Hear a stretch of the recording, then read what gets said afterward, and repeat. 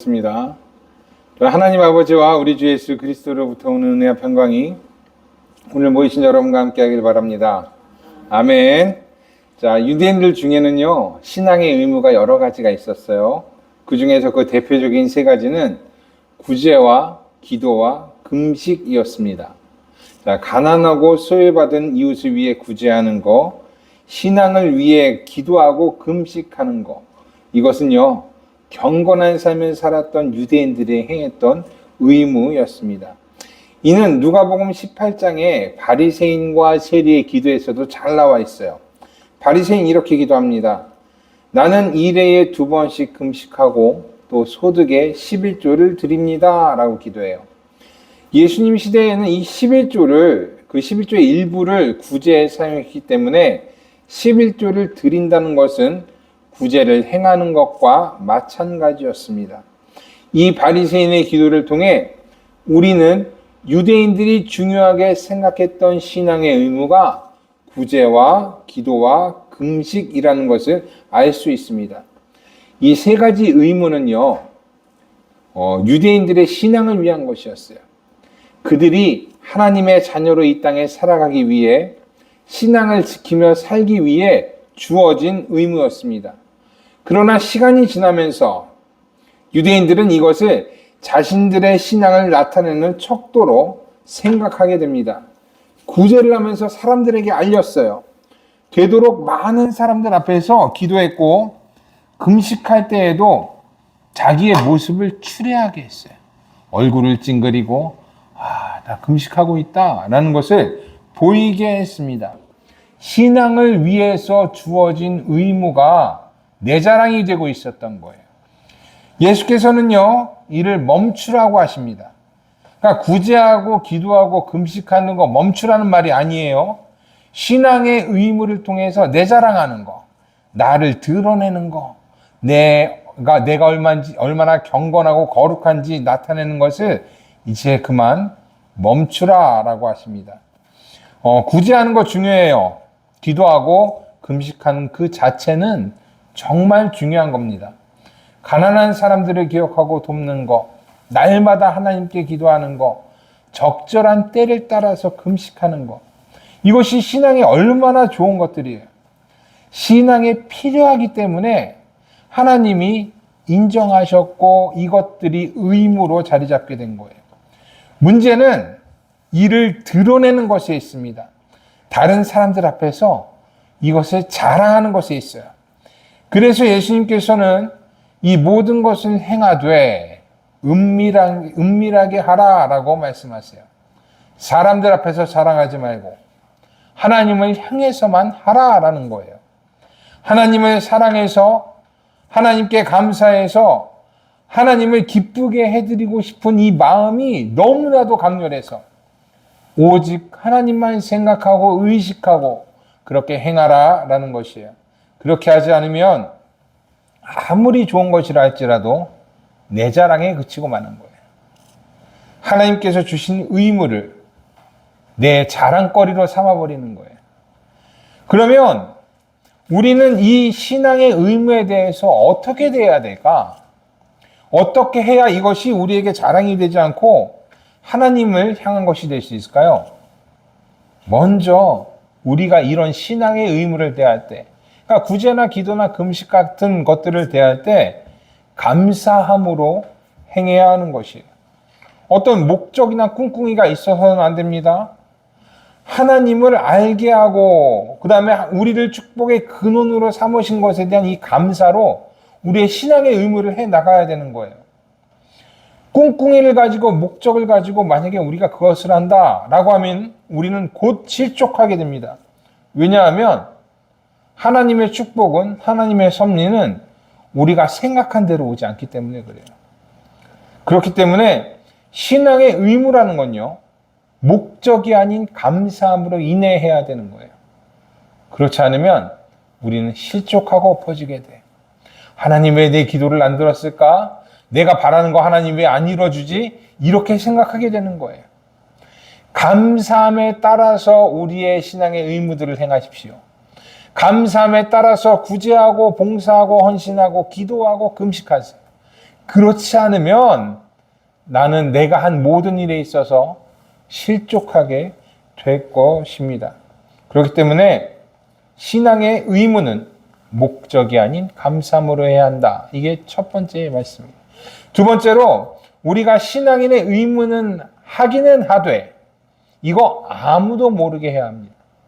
중요한 일이에요. 그러니까 해야 합니다. 하지만 이것을 누군가에게 알리려고 해서는 안 돼요.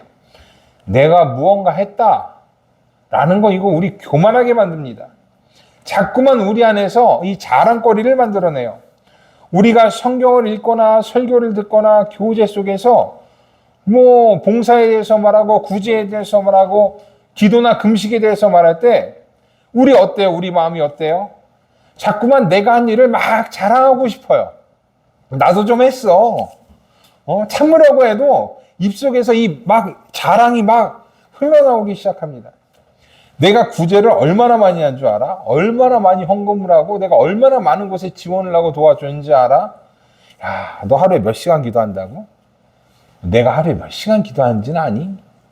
40일 금식해봤어? 40일? 안 해봤으면 금식에 대해서 말도 하지 마. 이런 이 자랑들이 우리 속에서 막 튀어나와요. 그렇기 때문에 우리가 이 신앙의 의무들을 행할 때 아무도 모르게 해야 돼요. 내가 한 줄도 모르게. 나타나지 않는 곳에서, 내가 드러나지 않는 곳에서 해야 합니다. 자랑이 순간적으로 튀어나오지 못하게 하는 거예요. 내가 교만의 자리에 앉지 못하게 하는 거예요. 하나님처럼 내가 되지 않기 위해서 하는 거예요. 그렇게 우리는요, 우리의 선행을 감춰야 합니다. 그래서 예수께서는 구제할 때 어떻게 하라 그래요? 오른손이 하는 것을 왼손이 모르게 하래요.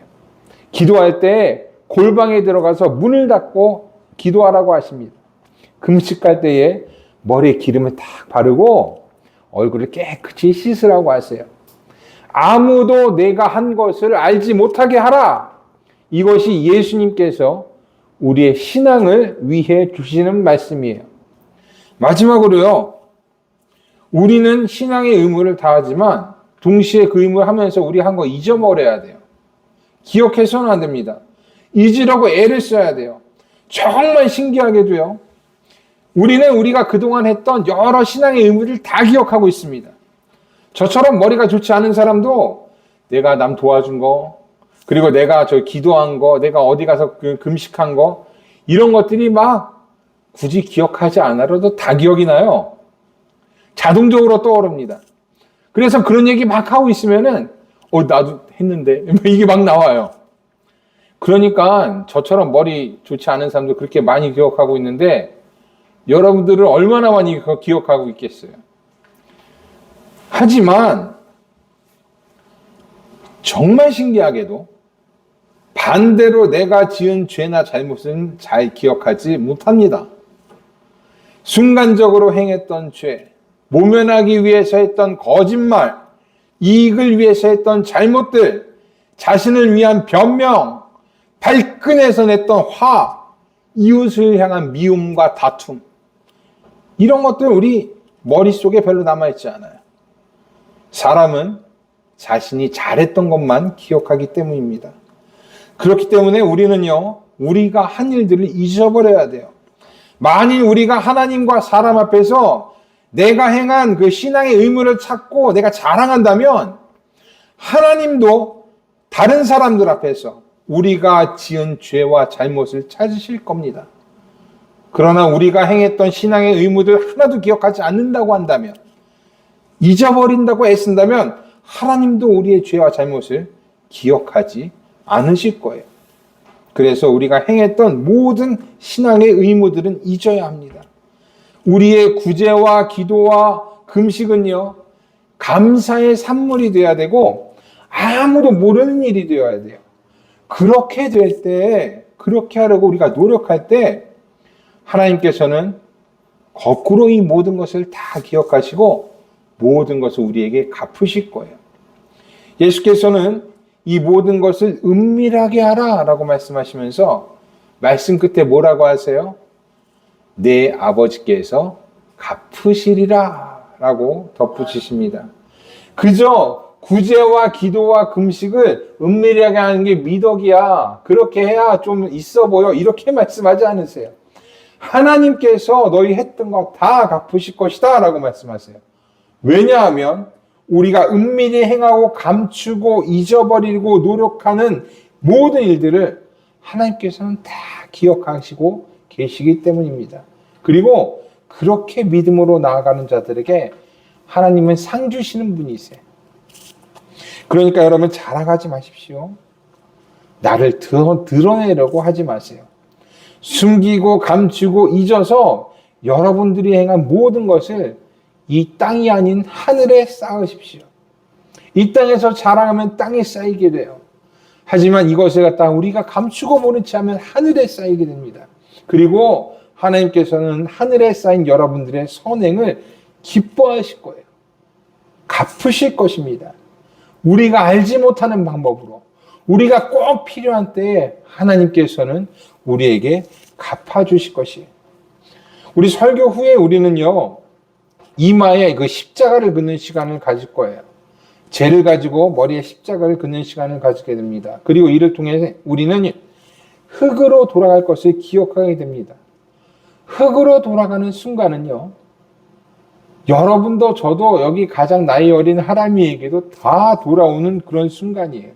그리고 그 순간에 우리에게 정말 필요하게 될 것은 우리가 이 땅에서 행했던 구제와 기도와 금식에 대한 자랑이 아닐 겁니다. 내가 했던 모든 일 다 드러내는 일도 아닐 거예요. 그저 하나님께서 모든 것 다 기억하고 나에게 갚아주실 것이라는 것. 이것만이 우리가 흙으로 돌아갈 때 우리에게 큰 힘이 되어줄 것입니다. 하나님께서 여러분들이 은밀히 행했던 모든 것을 다 갚아주실 것입니다.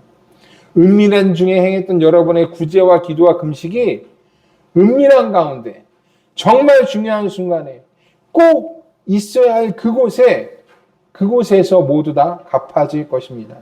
이를 기억하시고 절제와 겸손 속에서 신앙의 의무를 다하는 여러분들이 되시기를 기도합니다. 자랑하지 마십시오. 교만하지 마십시오. 이 모든 것은 세상의 것입니다. 이 세상의 것으로 우리는 우리를 구원하지 못해요. 우리가 이 모든 것을 하나님께 맡길 때 하나님은 우리를 구원하실 거예요.